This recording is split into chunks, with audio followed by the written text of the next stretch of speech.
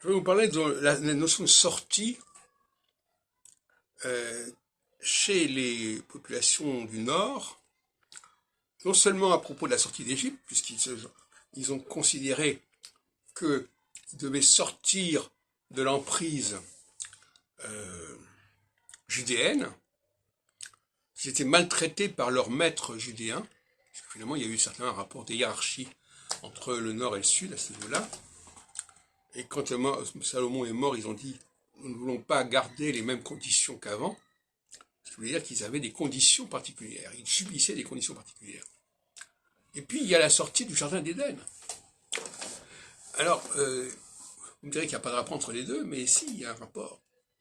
Parce que les chapitres 4 notamment, qui parle de la sortie du jardin d'Éden, c'est un chapitre, comme le chapitre 2 et 3 d'ailleurs, où Dieu n'est pas désigné de la même manière que dans les chapitres 1er et 5.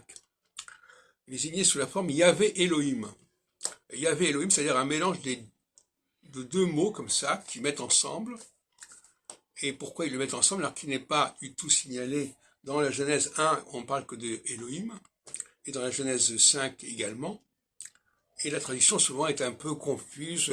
On traduit doublement l'Éternel notre Dieu, ou un truc comme ça, ou l'Éternel Dieu. Et donc, je vois là une marque d'un leitmotiv israélite en rapport avec la sortie, qui renvoie d'ailleurs aussi au péché originel, puisque la sortie du jardin d'Éden est liée au péché originel. Et quelque part, c'est la demande de pardon, de rémission, et quelque part, le royaume du Nord, les Israélites, veulent être pardonnés, veulent être rachetés, veulent se racheter. C'était la préoccupation de Jésus.